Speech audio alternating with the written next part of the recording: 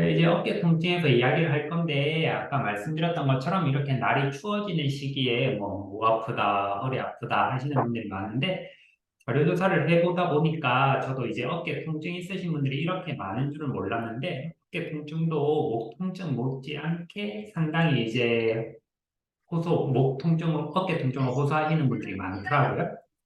이게 보니까 이제 2010년도부터 이제 자료를 한번 보니까 2010년도에 어깨 질환 환자 수를 봤을 때 이제 160만 명 이제 점점 증가하면서 이제 2015년도부터 200만 명 이상 이제 늘게 되었고 2022년 보면은 이제 2021년에 200, 한 49만 명, 250만 명에서 거의 250만 명에서 22년도에는 조금 줄어봐 240만 명 2010년도부터 보면 거의 한 12년 정도 해서 거의 한 80만, 90만 정도. 굉장히 이제 어깨 통증 환자분들이 많이 늘었죠.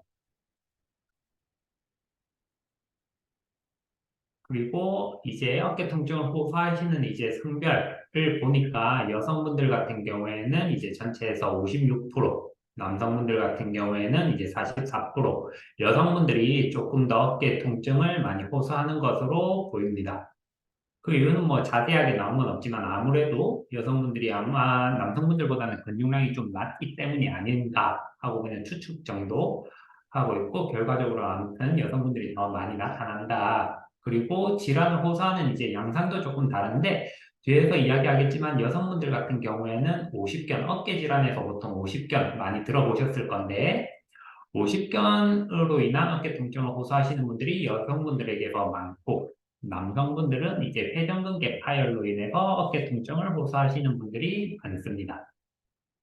그리고 오른쪽 자료 보면 이제 연령별 환자 비율 아까 제가 50견 말씀드렸었는데 50쯤 되면 아프기 시작한다고 해서 50견이라고 하는데 여기 환자 비율로 봐도 50대가 가장 높죠. 50대는 이제 거의 30%에 육박하고 그 다음으로 많은 비율은 이제 60대, 20한 5% 정도 이렇게 50대가 1위, 60대가 2위, 40대가 3위 이제 이렇게 순서로 나오고 있는데 요즘에는 젊은 층, 20대가 지금 여기 그래프에서 봤을 때는 20대가 3%, 30대가 6% 이렇게 나와서 조금 적어 보이긴 하지만 젊은 층에서도 어깨 통증을 호소하는 비율이 많이 급속히 늘어나고 있습니다. 그래서 요즘에는 뭐 50견이라고 안 하고 30견, 40견이라고도 이야기를 하던데 아무튼 50대에서 가장 많이 발생을 하지만 젊은 층에서도 어깨 통증을 호소하시는 비율이 점점 늘고 있다.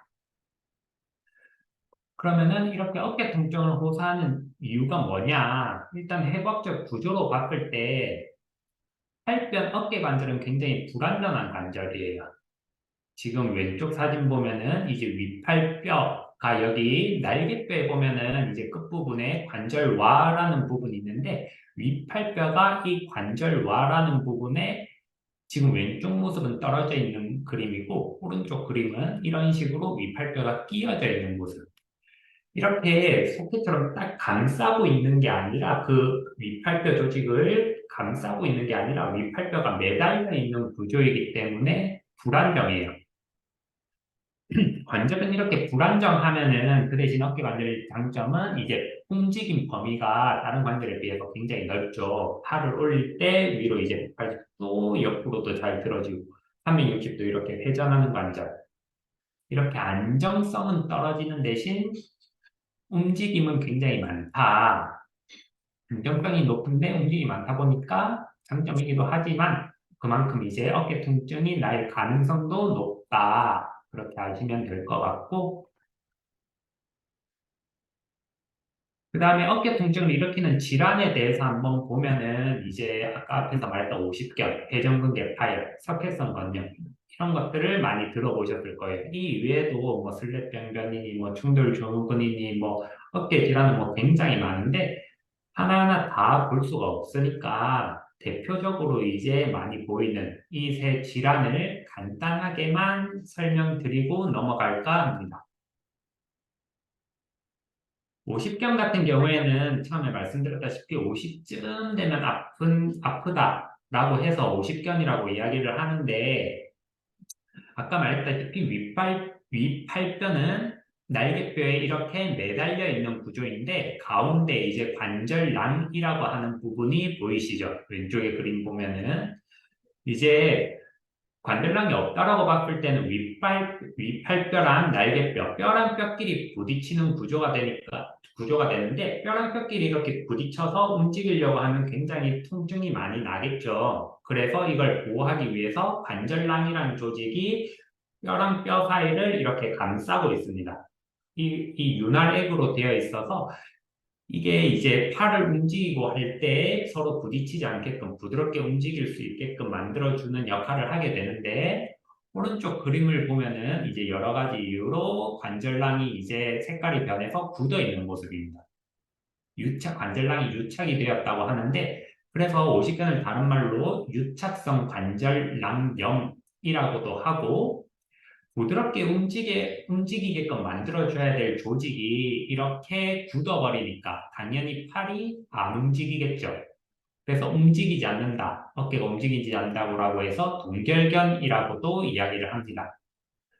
또 오십견 같은 경우에 이렇게 위팔뼈, 날개뼈 사이에 있는 윤활액, 관절낭이라는 조직이 이제 염증이 생겨서 발생을 한 거다, 이렇게 보시면 될 것 같고, 그 다음에 회전근개 파열 같은 경우에는 우리 팔을 이렇게 들고 움직이고 할 때 회전근이라고 하는 이제 근육들이 팔을 움직일 때 안정감을 주는 역할을 해요. 팔을 이렇게 드는 과정에서 약간 팔뼈를 내리기도 하고 하면서 움직임을 잘 만들어주는 역할을 하게 되는데, 그 힘줄 부분이 이런 식으로 왼쪽 그림 보면은 이제 힘줄 부분이 이런 식으로 파열이 일어나게 돼요.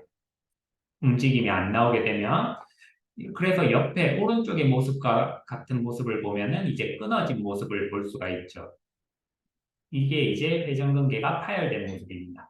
이게 이제 정도를 나뉘어서 뭐 얼마나 끊어졌는지에 따라서 이제 수술을 할지 말지에 대해서 결정을 하기도 하는데, 아무튼 회전근개 파열은 어깨 팔뼈가 움직일 수 있는 안정성에 도움을 주는 근육이 찢어진 거다. 보통은 이제 여기 극상근이라고 하는 근육인데 보통 이제 이 근육 힘줄 부분에서 끝부분에서 이제 파열이 일어나는 경우가 많고요. 모식견하고 회전근개의 차이점 같은 경우에는, 모식견 같은 경우에는 이제 움직임에 도움을 주는 이제 관절낭이 이제 염증이 생긴 거라 팔을 아예 움직일 수가 없어요. 그래서 어깨가 굳어서 팔을 뭐 위로 들어 올리는 동작뿐만이 아니라 어느 범위로든 움직이려고 하는 통증이 나고, 밤에 이제 통증이 더 심해지는 경우, 경우가 많고, 회전근개 파열 같은 경우에는 팔을 들어올 수 있는데 처음에는 이제 어느 정도 올리는 범위에서 나 어깨 아파요 하다가 어느 정도 범위가 넘어가는 순간 통증이 없다라고 하시는 분들이 많아요. 그래서 보통 처음에 들어올릴 때 통증 없는데 하고 조금 더 올려가 보면은 한 이 범위에서 거의 한 60도에서 한 120도 범위에서 이 부분에서 통증 나요. 또 그 이상 팔을 올리게 되면은 통증 다시 없어요. 이렇게 하시는 분들이 보통 많고요. 이런 차이점이 있습니다. 그 다음에는 석회화 관념. 이것도 많이 들어보셨을 건데, 아까 앞에서 회전근 끝부분, 힘줄 부분에 이제 칼슘이 침착하게 되면서 이제 뼈는 아닌데 엑스레이를 찍었을 때 뼈처럼 이렇게 보이게 돼요. 그걸 이제 석회화 됐다 해서 석회화 건염이라고 이야기하는데, 여기 끝부분 보통 이제 이걸 치료하기 위해서는 이제 병원에서 이제 체충격파 같은 거 많이 하시거든요. 체충격파로 계속 그걸 병원에 있을 때는 이제 깬다라고 표현을 했는데 계속 두드려서 그 부분을 깰 수 있게끔 체충격파도 많이 하고. 아무튼 대표적으로 이렇게 세 질환을 봤는데, 지금 여기 석회화 건염도 그렇고 발생하는 부분이 이제 끝부분, 앞에서 회전근개 팔 같은 경우에도 여기 끝부분, 이 부분이 보통 이제 많이 다치죠. 이 부분, 여기 보이시는 이 부분, 끝부분. 어깨 통증을 일으키는데 뭐 원인이 뭐다라고 정확하게 알 수는 없어요. 그래서 추측만 할 뿐인데, 저희는 이제 대표적으로 통증이 나는 이유가 뭐냐라고 봤을 때는 이제 자세. 결국에는 예방하기 위해서도 자세를 바로 하는 게 중요한데 왜 자세랑 어깨랑 연관이 있느냐 한번 보시게 되면 이렇게 앉은 상태에서 이제 팔을 올리게 될 경우에 이렇게 팔을 들어 올릴 때 보면 날개뼈가 이렇게 같이 움직여요. 다시 팔을 올리는 과정에서 지금 보시면은 팔뼈만 올라가는 게 아니라 날개뼈도 이렇게 보조적으로 같이 올라가 주면서 이렇게 견봉하 공간이라는 공간이 만들어져야 돼요. 그런데 우리 흔하게 이제 등 앞으로 이렇게 허리 굽고 등 굽은 모습을 하게 되면 팔뼈를 이렇게 올리는 과정에서 여기 아까 제가 말한 견봉하라는 공간이 좁아져요. 이 부분이 어디예요? 지금 보면은 끝부분에 계속 이런 식으로 마찰이 생기고 있는 거 보이실까요? 이렇기 때문에 계속 뭐 충돌 요소가 생기는 거고 회전근개 파열도 생기는 거고 하는 것들이 나오고 있습니다. 다시 한번 볼게요. 팔을 이렇게 올릴 때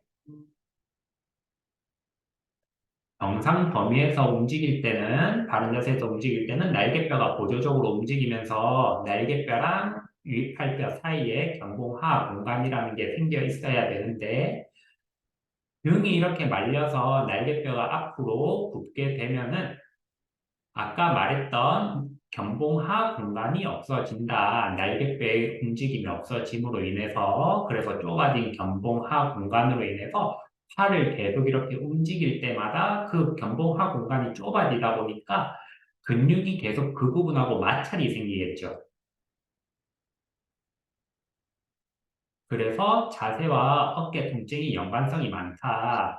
제가 병원에서 이제 근무를 하면서 어깨 통증이 있으신 분들 중에 이제 등이 말리고 어깨가 말렸다고 해서 뭐 100% 전부 다 뭐 어깨 통증이 있, 있다는 건 아니지만 어깨 통증이 있으신 분들 보면 거의 한 90% 이상은 어깨가 말려 계세요. 그만큼 어깨를 피는 등을 피는 자세가 중요하다. 지금 제가 아까 말했던 견봉하 공간. 팔이 이렇게 화살표 방향으로 움직일 때 근육은 이제 팔뼈를 끌어당기게 되고 이렇게 끌어당기는 과정에서 어느 정도 일정한 공간이 있어야지 끌어당기고 다시 내리고 끌어당기고 내리고 하는 게 쉽겠죠. 그런데 공간이 없어지면 그 부분에 좁은 틈으로 자꾸 왔다 갔다 하려고 하면 어떻게 될까요? 계속 끓기고 상처나고 하겠죠. 그래서 이제 어깨 통증이 생긴다. 그래서 결국에는 계속 말씀드리지만 어깨를 펴고 등을 펴는 게 중요하다. 보통 이제 등 굽으신 분들 보면 옆에서는 이제 파악하기가 조금 쉬우실 거예요. 이런 식으로 이제 등이 굽은 모습,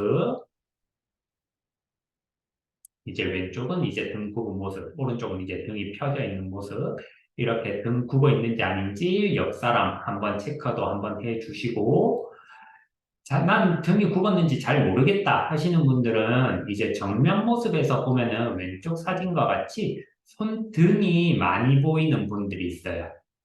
이런 식으로 손등이 많이 보이시는 분들 같은 경우에는 아, 내가 어깨가 말렸구나. 그리고 오른쪽 사진에서 보면 엄지손가락을 정면을 향하고 있죠. 이런 식으로 엄지손가락이 정면을 향하고 있는 모습이 제일 좋습니다. 그리고 엄지손가락의 모습뿐만이 아니라 팔의 위치도 왼쪽은 다리 앞에 팔이 위치하고 있죠. 그리고 오른쪽에 그림 사진 보면 팔이 다리 옆에 위치하고 있고. 그래서 엄지손가락이 보이면서 다리 옆에 팔이 있는 게, 손이 있는 게 제일 좋다. 거울로 보시거나 이제 옆 사람 보시면서 아, 손등이 많이 보이네. 혹은 손이 다리 앞에 있네.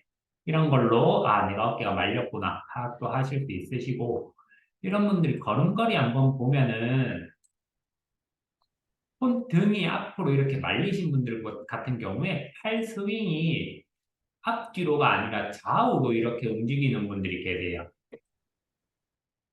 산책할 때 한번 자세히 보시면은 이런 식으로 팔을 옆으로 이제 스윙 하시는 분들이 계신데 이런 분들도 어깨가 많이 말린 거다. 팔 스윙은 앞뒤로 이렇게. 나오는 게 제일 좋습니다. 다시 이런 식으로 앞뒤로 움직일 수 있게. 그래서 이렇게 내 손등이 보이는지 안 보이는지로 내 어깨가 말렸구나 안 말렸구나 확인도 하시고 엄지손가락이 내가 많이 말렸으면 엄지손가락을 좀 정면으로 해야겠다. 그런 식으로 이제 자세도 좀 바로 잡으시면 좋으실 것 같고 그 다음에 운동으로 와서 어떻게 그러면 어깨 통증이 있는데 내가 어떻게 운동을 해야 되느냐 아까 앞에서 봤다시피 이제 우리가 팔을 이렇게 움직이고 할 때 팔뼈만 움직이는 게 아니라 왼쪽의 그림처럼 날개뼈가 어느 정도 보조를 해주게 되어 있어요. 그래서 아까 앞에 동영상에서도 팔뼈 이제 90도만큼 들 때 날개뼈가 살짝 살짝씩 이렇게 움직여주면서 견봉하 공간이라는 그 공간이 만들어지는 것도 봤었는데 이런 식으로 팔을 우리가 180도 들 때 팔뼈에서는 120도 정도 그리고 날개뼈에서는 60도 정도 움직임이 생기는데 뭐 그 각도까지는 중요하지 않으니까 아무튼 날개뼈가 같이 고조로 움직이는 게 좋다.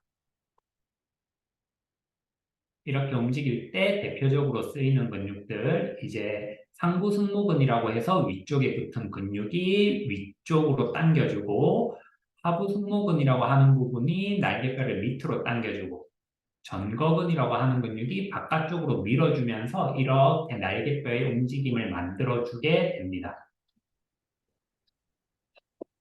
이건 이제 그 앞에 세 근육이 팔을 올릴 때 어떻게 근육이 개입되고 있는지 근전도를 이용해서 나타낸 건데 처음에는 이제 상부 승모근, 정거근이라고 하는 옆에 붙어 있는 근육이 먼저 쓰이다가 점점 올라갈수록 하부 승모근이 많이 쓰이고 있는 이러한 모습을 볼 수 있고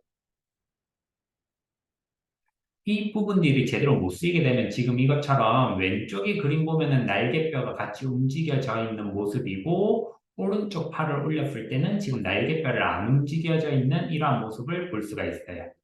이런 식으로 저희가 어깨 통증이 있으신 분들 팔 한번 들어보세요 하면서 날개뼈 만지면서 평가를 하기도 하거든요.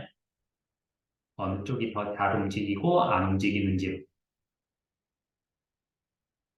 그래서 날개뼈 운동을 하는데 날개뼈의 움직임은 이런 식으로 위, 아래, 안쪽, 바깥쪽, 그리고 팔을 들게 되면은 날개뼈가 벌어지면서 상방회전의 움직임, 그리고 날개뼈가 안으로 모이는 이제 하방회전의 움직임, 이렇게 만들어지는데, 이거를 큰 동작으로 보면, 제가 지금 여기 가운데 잘 보이게끔 하기 위해서 노란색 스티커를 붙였는데, 지금 팔을 앞으로 하고 위로 하고 뒤로 하고 밑으로 하는 이러한 움직임 보이시죠? 크게 앞으로 위로 뒤로 밑으로 하는 이러한 움직임. 이거 한번 해보시겠어요? 어깨 통증 있으신 분들 중에 이렇게 한번 해보세요 하면은 잘 안 되시는 분들이 은근히 많아요. 특히 으쓱하는 동작에서 내가 이거 왜 안 되지 하면서 이야기하시는 분들도 많거든요. 그래서 날개뼈, 어깨 통증이 있으신 분들은 특히 이렇게 날개뼈를 잘 움직여 줄 수 있게 하기 위해서 크게 옆에서 봤을 때 이제 원의 움직임이 나올 수 있게끔 이렇게 돌려주시는 것도 좋고 하실 때 팔뼈만 움직이는 게 아니라 날개뼈가 앞으로 움직이는구나, 위로 움직이는구나, 뒤로 움직이는구나, 밑으로 내려가는구나. 이런 식으로 날개뼈가 움직이고 있구나. 파악을 하시면서 돌려주시면 좋고, 그 다음으로는 이제 어깨에 이제 운동들이 여러 가지로 너무 많아서 이번에도 그냥 논문에 나와 있는 거 한번 가져와 보고 제가 그거를 참고로 어떻게 운동하면 되는지에 대해서 알려드리도록 하겠습니다. 여기서도 보면은 이제 제가 뭐 50견을 대상으로 하는 운동, 그 회전근개 파열을 대상으로 하는 운동들이 다 조금씩 달라서 일단 크게 할 수 있게끔 여기 논문에서는 이제 둥근 어깨, 그러니까 어깨가 말려서 아까 제가 말했듯이 어깨가 말려서 통증이 나는 경우가 많아서 어깨가 말리신 분들, 어깨 통증이 있으신 분들 어떻게 이제 운동을 하면 좋을지에 대한 논문인데 여기서도 아까 제가 앞에 세 근육 말했었는데 앞톱니근이라고 하는 이제 정거근, 이제 아래 등세모근이라고 하는 하부 하부 승모근 이 중요하다라고 이 논문에서 이야기하고 있습니다. 이 근육을 제가 앞에서 설명을 안 했었는데 정거근이라고 하는 거는 이렇게 옆에 붙어 있는 근육 이렇게 옆에 이소룡 보면은 광배근 옆에 이제 활배근이라고 하는 이제 광배근 이제 포즈를 취했을 때 옆에 갈라지는 근육이 있죠. 이제 갈비뼈 쪽에 이제 그 근육을 정거근이라고 하고 하부 승모근이라고 하는 거는 이제 승모근은 굉장히 큰 근육이에요. 우리가 흔하게 승모근 많이 뭉쳤다라고 하는 거는 여기 상부 승모근 있는 이 부분. 상부 승모근은 이제 머리에서부터 이제 어깨까지 이렇게 위쪽에 분포하고 있고 그 다음에 중부 승모근 밑으로는 이제 하부 승모근이 위치하고 있습니다. 그래서 이 두 근육이 중요하다.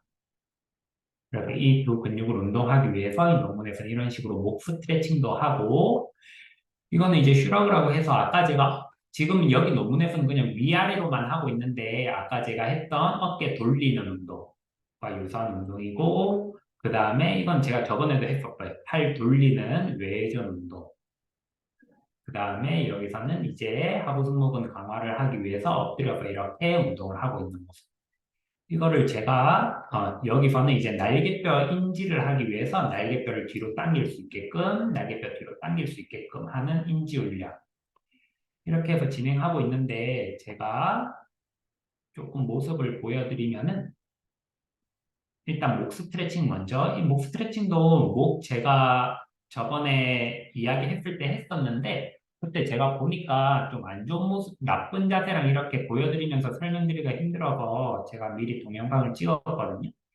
할 때는 이런 식으로 팔을 돌려주시는 게 좋아요. 돌려주시는 이유는 지금 왼쪽에 그림 보면은 안 돌리고 했을 경우 어깨가 이렇게 말려서 목 스트레칭을 하시는 분들이 많거든요.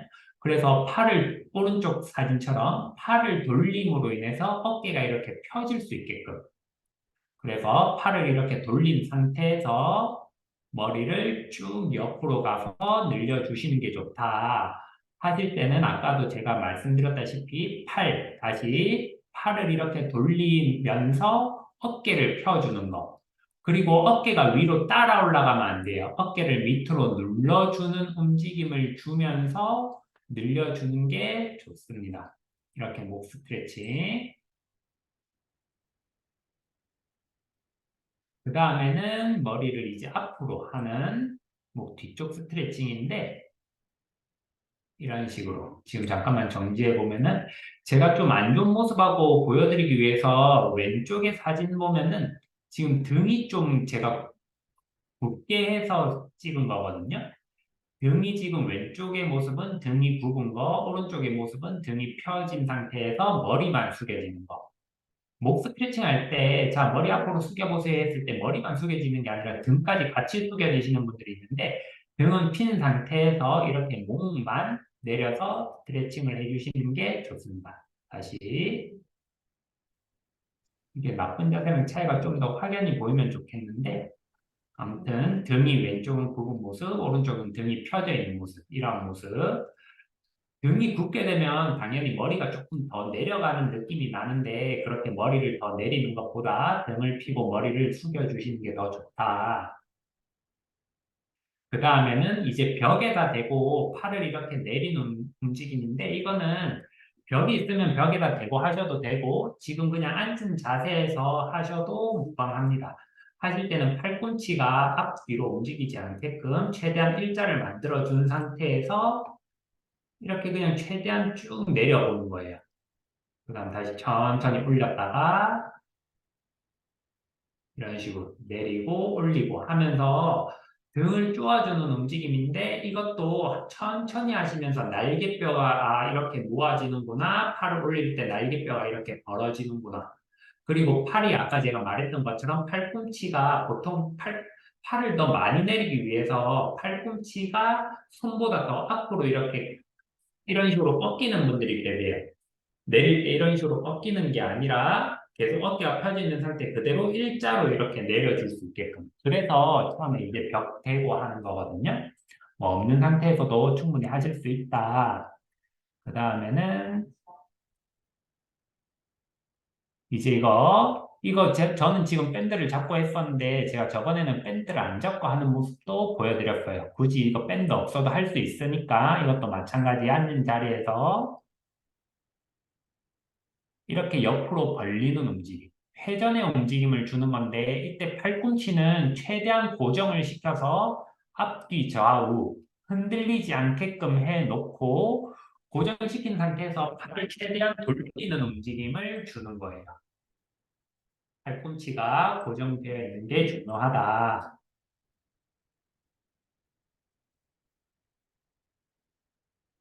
그 다음에는 이제 엎드려 가는 건데, 이거는 지금 하기는 조금 제한이 되긴 한데, 이런 식으로 가슴을 살짝 들어줘서 허리 위쪽에 긴장감이 들어오게 하면서 팔을 이렇게 바깥쪽으로, 엄지손가락이 바깥쪽으로 향할 수 있게끔 돌려주면서 여기 날개뼈를 이런 식으로 날개뼈가 움직일 수 있게끔.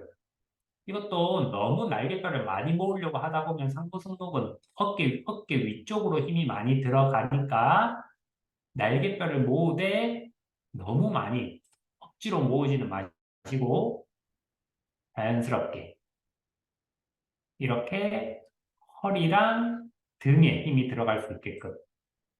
허리 통증 있으신 분들도 이런 식으로 운동을 많이 하시면 좋고, 앉은 상태에서도 팔을 내린 상태에서 이렇게 뒤쪽으로 날개뼈 모아주는 움직임을 하셔도 좋습니다.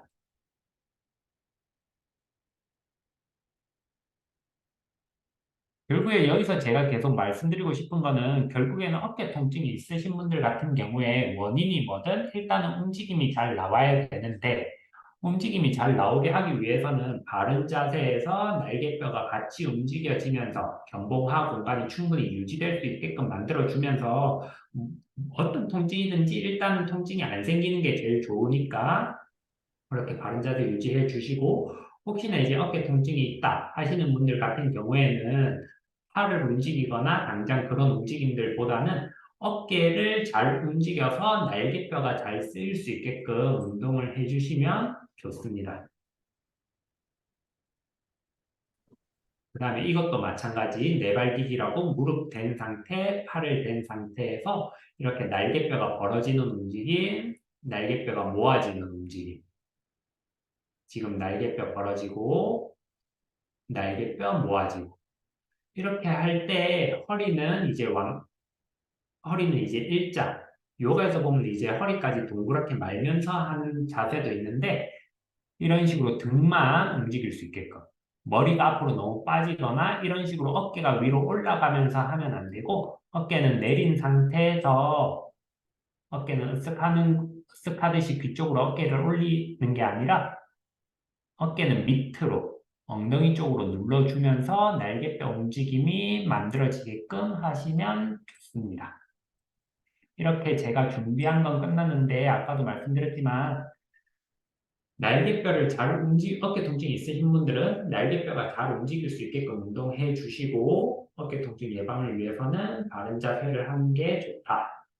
이것으로 저는 오늘 마치도록 하겠습니다.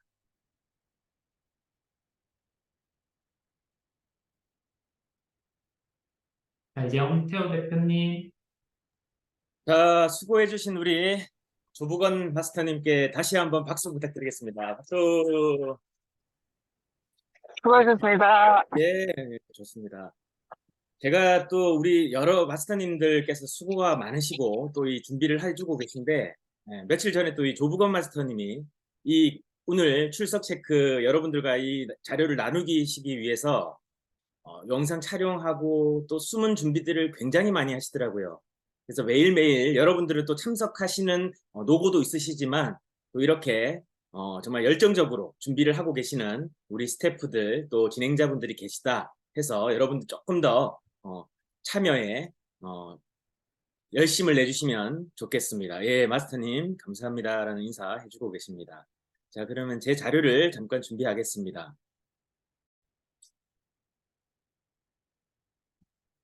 자,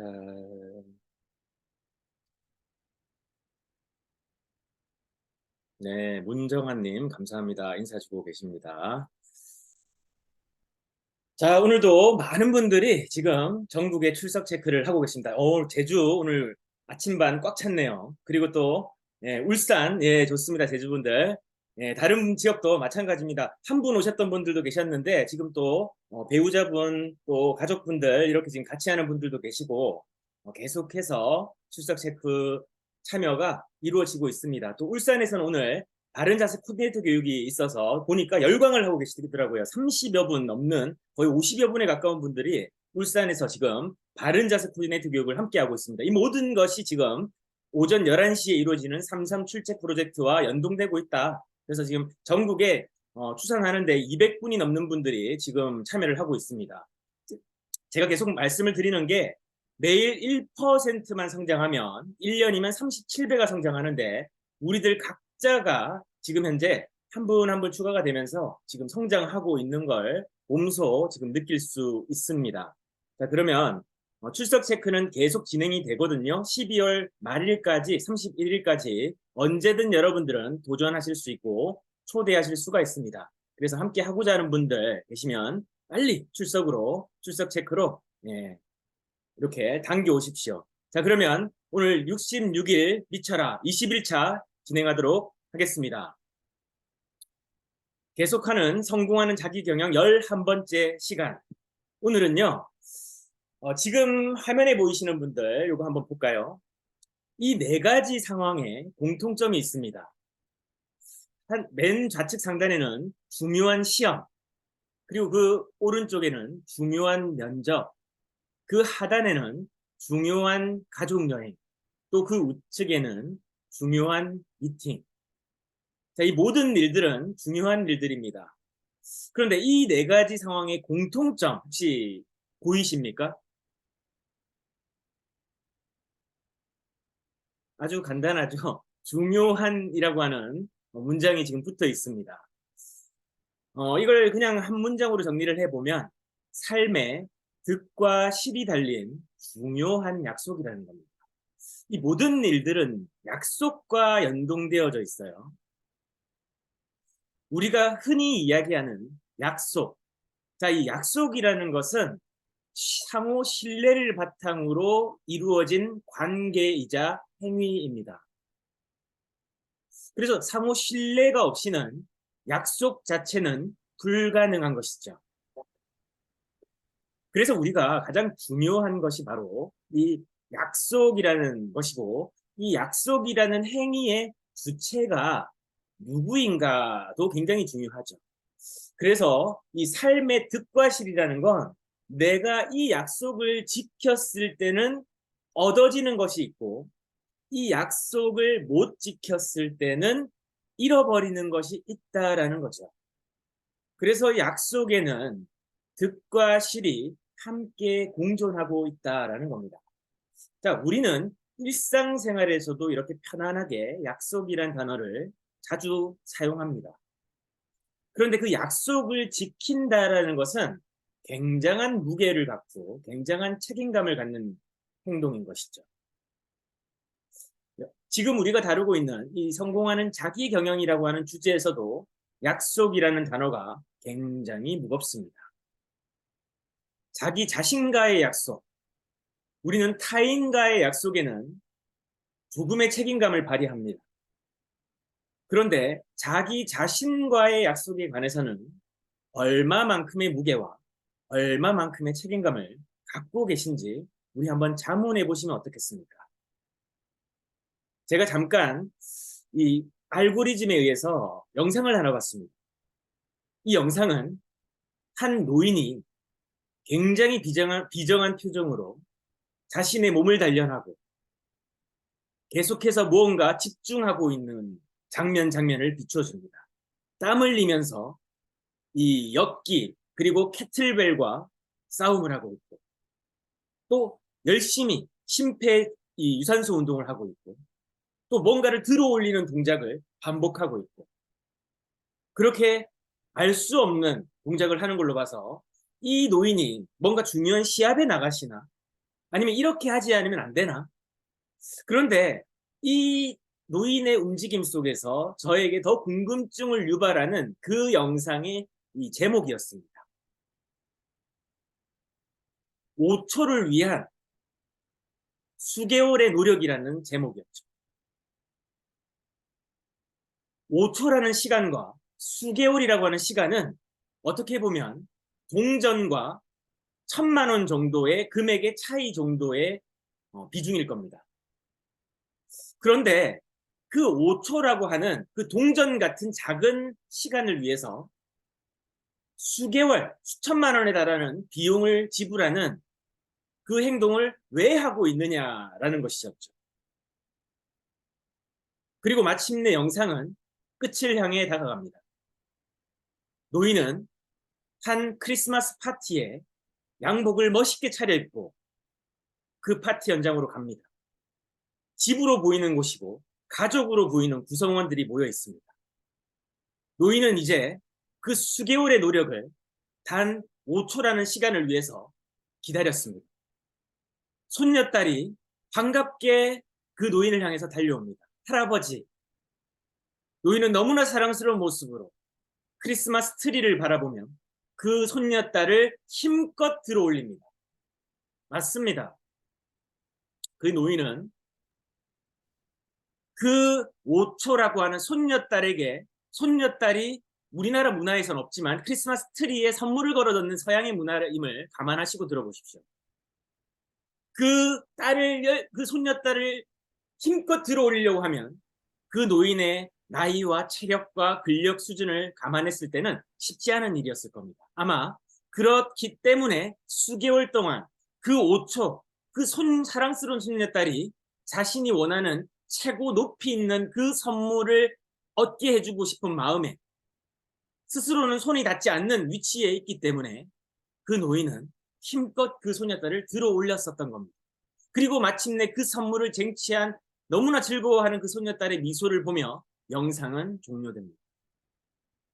저는 이 영상을 보면서 준비, 그리고 의미, 또 가치라는 것에 대해 생각해 보게 됩니다. 자신과의 약속이었죠. 아마 그 영상의 시작은 작년 크리스마스였을 겁니다. 노인은 몸이 편찮았고 또 체력적 한계로 손녀딸을 제대로 안아주지 못했던 것 같습니다. 그 안타까운 마음에 1년이라는 시간, 내년 크리스마스에는 이 손녀딸에게 내가 안아주고 또 들어서 손녀딸이 저 선물을 얻을 수 있도록, 그리고 그 행복해하는 미소를 보고 싶다라고 하는 그 의미와 가치를 가슴에 새기고 자신과 약속했을 겁니다. 그래, 내가 힘이 있어야지. 그래, 사랑에는 책임이 따르지. 저 행복한 모습을 바라본다면 내가 얼마나 기쁠까. 그래서 그 5초를 위해서 수개월 동안 그는 그렇게 자신과 약속을 철저하게 지켰을 겁니다. 이 짧은 영상이 우리에게 주는 울림, 그리고 나서 오늘 끝나고 나서 제가 오후쯤 이 영상을 공유해 드리겠습니다. 우리는요, 그렇게 그 약속에서 얻어지는 득, 이익과 가치, 그 노인은 세상을 다 얻은 것 같은, 죽어도 여한이 없을 것 같은 행복감을 느꼈을 거라고 추측해 봅니다. 그에게 그럴 만한 가치가 있었던 수개월의 시간이었던 거죠. 불과 5초라고 하는 짧은 순간임에도 불구하고 그는 수개월의 가치에 헌신했습니다. 그 약속하는 그 책임감, 그리고 그 가치와 의미가 오늘 우리들 시작하는 각자의 직업을 가지고 있는 여러분들에게 한번 공유되면 어떻겠습니까?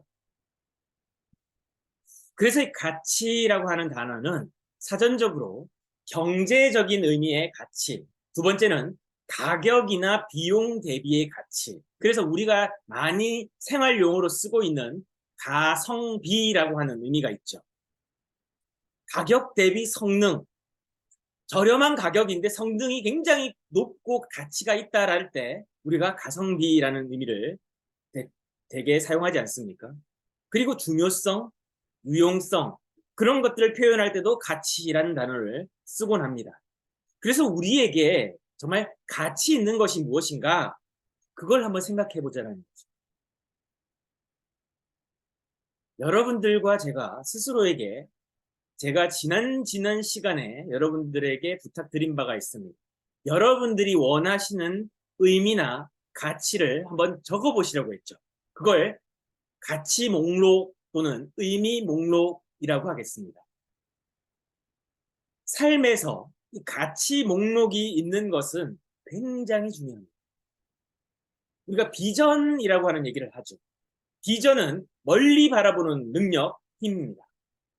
즉, 먼 거리에, 먼 시간에 있는 그 다가오지 않은, 손에 잡히지 않는 그런 어떤 대상을 바라보는 힘입니다.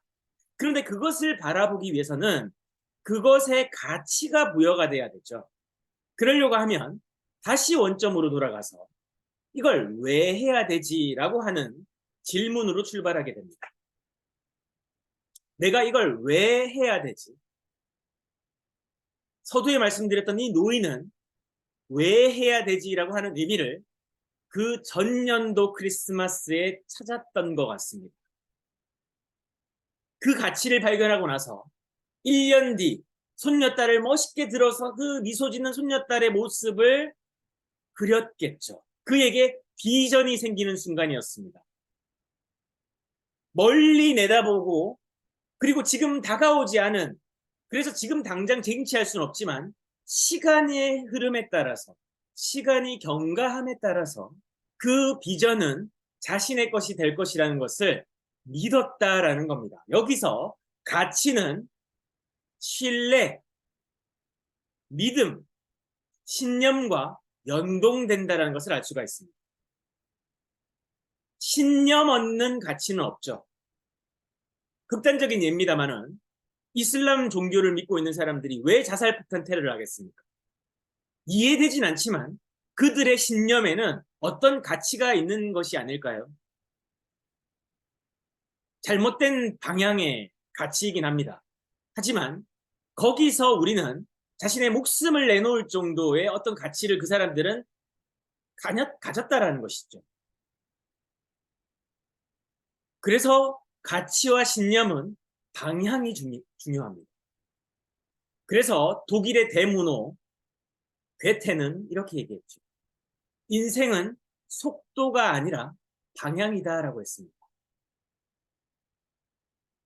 제가 갑자기 괴테 얘기를 했는데 뭐 주변에서 뭐 저나 부사장님한테 책을 써봐라 이런 얘기들을 하세요. 근데 아직 책을 쓸 정도의 저희가 뭐 대가도 아니고 그렇다고 해서 뭐 그 정도의 성공적 가치를 만든 게 아니기 때문에 아직은 때가 아니다라고 생각을 하는데 한번 써볼까라고 하는 생각을 했었던 적이 있는데 제가 이 괴테가 쓴 23살 땐가 괴테가 썼던 책이 있어요. 책의 이름이 갑자기 생각이 안 나는데 젊은 베르테르의 슬픔이란 책입니다. 작년에 너무 감명 깊게 3번을 읽었거든요. 근데 이 책을 읽고 나서 좌절했습니다. 책은 괴테 같은 사람이 쓰는 거구나. 왜 저 사람이 23살에 저런 글과 저런 표현을 할 수 있었을까? 그 젊은 베르테르의 슬픔을 읽게 되면요. 그때 당시에 굉장히 전 유럽 사회가 센세이션하게 수많은 사람들이 베르테르의 어떤 자신을 투영해서 자살을 하는, 사랑 때문에 자살을 하는 좀 슬픈 스토리이긴 합니다. 정말 사랑하는 여자, 그 첫사랑을 이루지 못한 사랑 때문에 가슴 아파하고 슬퍼하면서 자살하는 스토리인데 그렇게 좋은 스토리는 아니에요. 하지만 거기서 그가 표현하는 그 내용과 그 문장과 그 표현법, 수사법, 어휘 이런 것들을 보고 책은 괴테 같은 사람이 쓰는 거구나 하고 굉장히 좌절을 했습니다. 그리고 그의 나이 23살.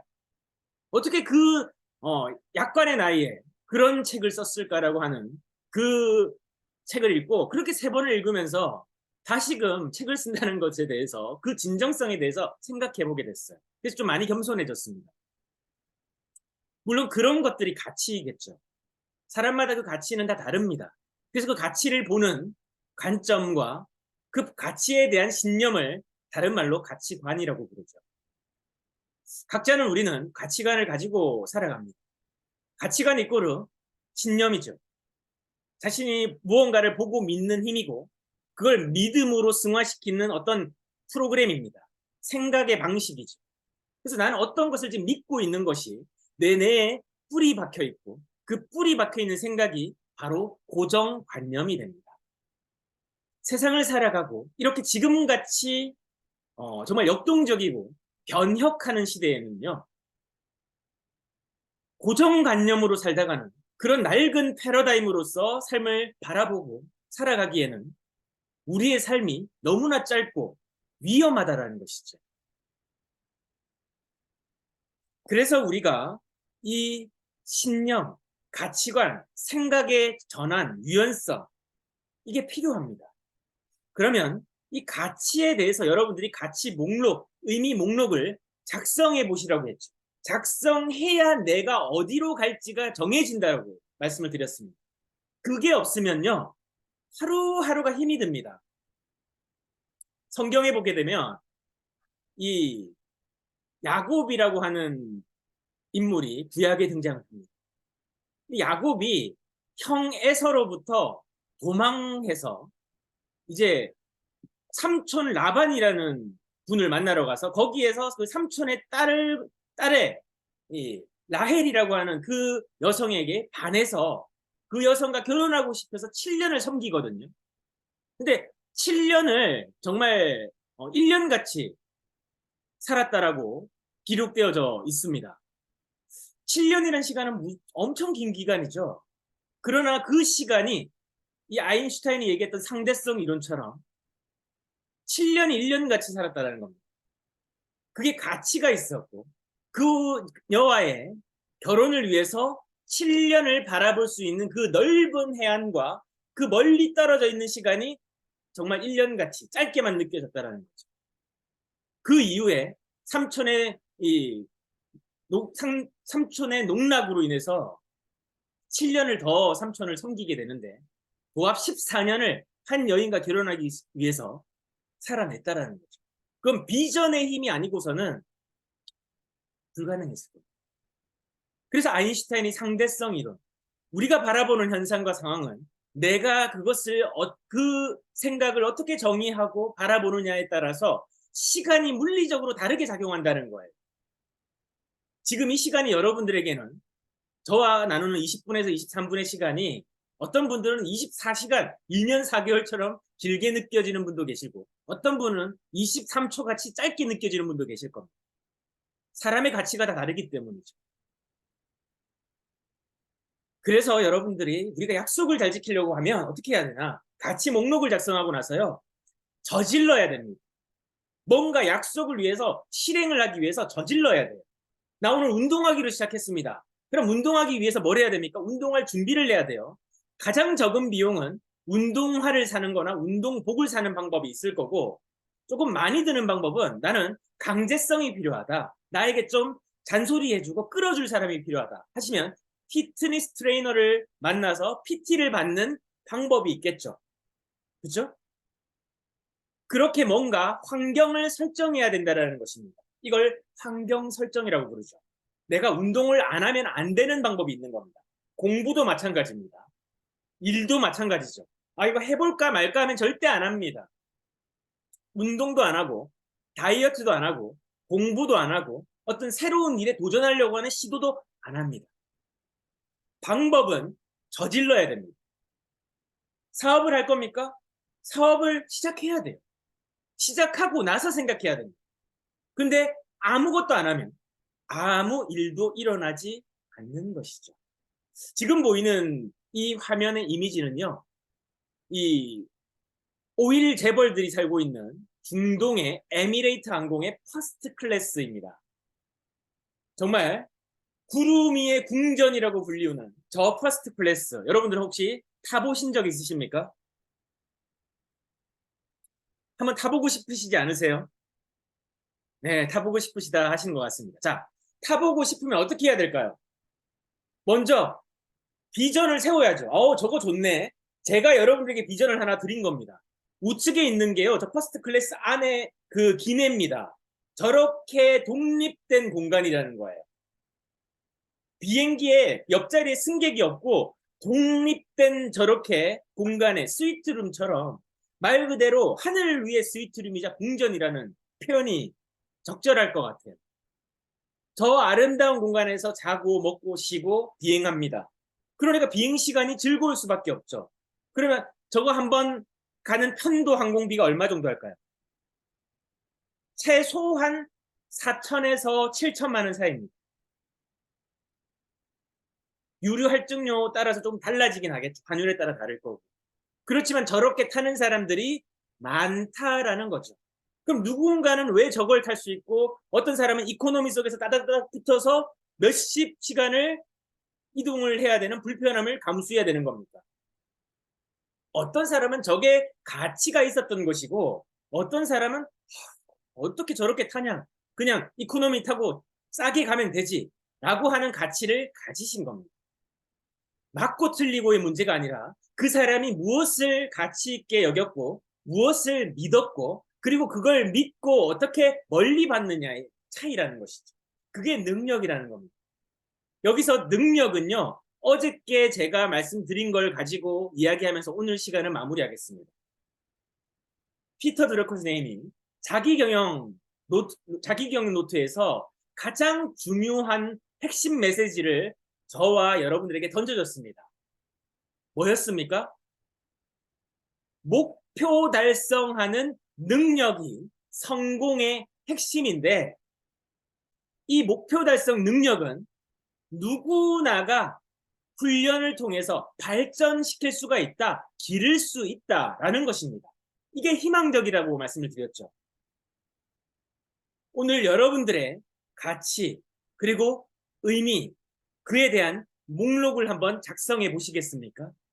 내가 진짜 원하는 것, 내가 진짜 살고 싶은 삶, 진짜 되고 싶은 삶, 진짜 누리고 싶은 어떤 것들 그걸 저는 통틀어서 자유라고 부릅니다.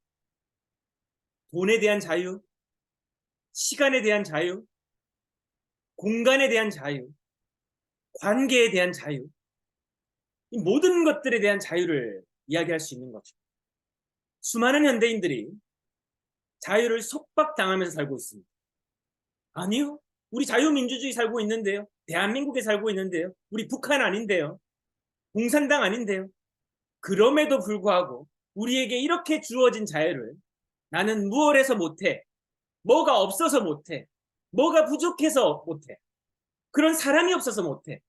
다 못한다는 것은 자유에 갇혀 있는 사람 아닙니까? 근데 왜 자유하다라고 우기고 있죠? 우리는요, 자유해야 됩니다.